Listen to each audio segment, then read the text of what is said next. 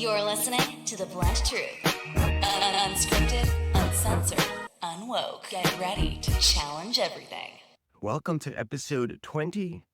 I appreciate you and every other listener that has stuck with us so far, that has checked this show out and has subscribed, because we are growing slowly and steadily our first year in production, and it's all because of you. Now, this episode was supposed to be about a very specific fake survivor.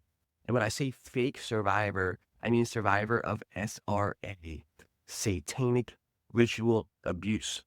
If you listen to episode 3, you'll hear me explain how the vast majority of cities and towns in the United States are owned by inverted families. The police departments, the military, the courts, the media, the local school board.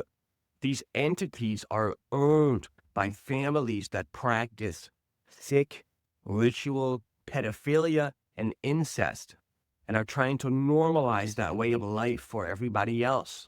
Because this is coming to light, because you, me, and so many others are realizing what's really been going on, what do? Well, there's a quote from the CIA: "We will lead every revolution against us." What does it look like to lead the revolution against these pedophiles that are trying to control our society? Well, one thing is putting forth fake survivors. I had promised a particular fake survivor named Madison Clares that this episode would be just about her, because I discovered she was most likely a fake survivor after inviting her on this podcast. Long story short, I investigated many different variables, messages from multiple people connected to Madison, comments from a multitude of people affiliated with certain agencies in Madison's comments, local news articles where she had gotten publicity, her social media profiles, as well as her music and some other activity. I have screenshots of all of it, and this episode was originally, as promised, going to be an expose on the investigation. I was going to present the evidence demonstrating that Madison Clares is most likely a fake survivor. I have to protect my own butt, so I won't be doing that. What I mean by that is I would rather have the contents of that investigation as a one-man truth seeker who has been threatened by the government before, as you can learn in episode 3. I decided to retain my investigation on Madison. Everything that could be construed as evidence is not for your eyes today. Instead, I'm going to talk about why would they even have fake survivors? Why is the system promoting actors like Madison Clares, who are in cahoots with their sick families, pretending to be survivors of satanic ritual abuse? Before I talk about that, let me share why I'm doing this episode. I have very dear friends who have escaped these families, some very narrowly after being sucked back in multiple times. These people are nearer and dearer to my heart than my own family. And in fact, my creator profiles on social media, 100% of the money I make from subscriptions goes directly to these people I personally know and who are my real friends, have escaped these families. Now, we're going to be touching on a lot of different subjects as I just cover why are fake survivors becoming a thing, fake SRA survivors. There's many points of leverage. As you know, these people that control like leverage. They like to make everything work for them as many ways as possible. So one way is that female survivors are a honeypot for vigilantes, people like myself who are not beholden to any contracts other than the creator of our soul and our agreements with him, who are liable to viciously enact justice against anyone who harms children. We are a liability to these death cultists, these human traffickers that own everything.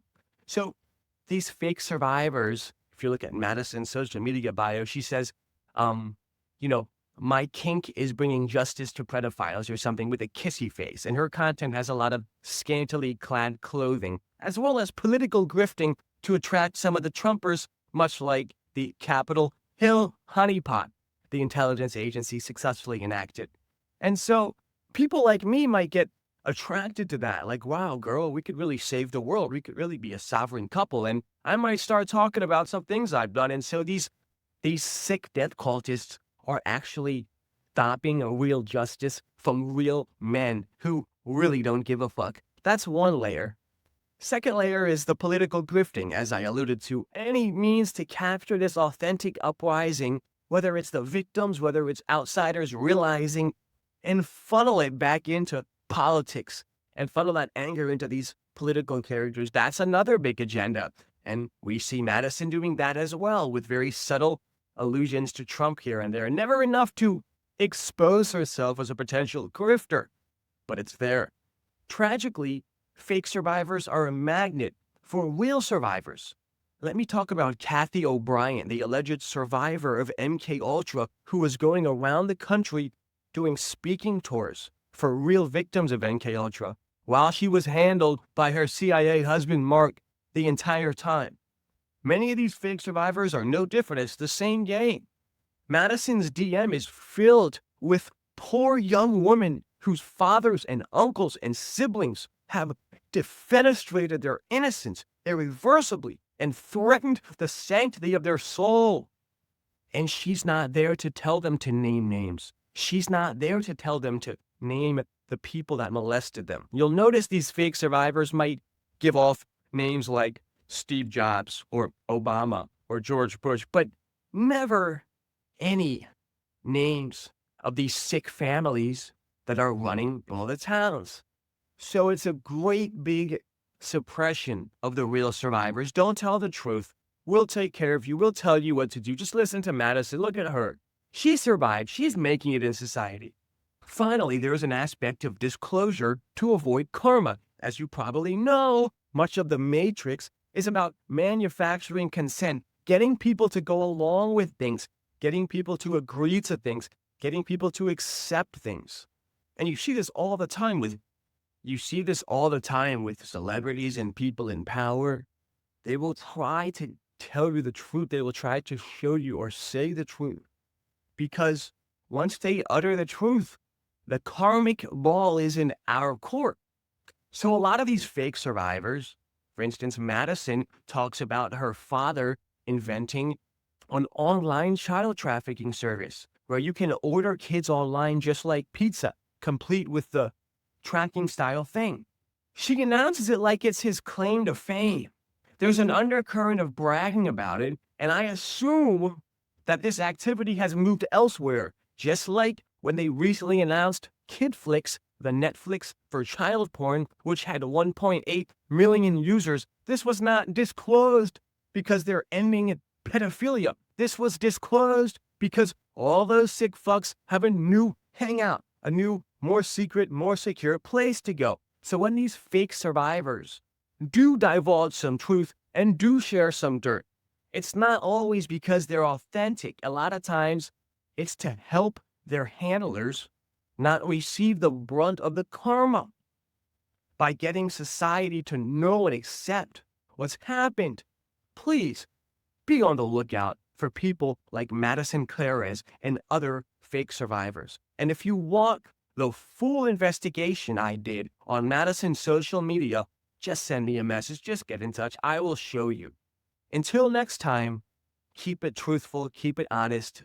Thank you to Heavenly Father for allowing me to spread this message. Thank you to Mother Nature for being with us in peaceful presence. And may you have an amazing, blessed rest of your day. Thanks for tuning in to The Blunt Truth with Stephen and Dougie. Enjoy the conversation. Join us every Wednesday for more unfiltered discussions. Don't forget to subscribe and leave a review. Your support keeps the truth coming. Elevate your journey. Connect with us on social media at blunttruthpodcast.com. Until next time, be kind, keep growing, and remember, knowledge is infinite.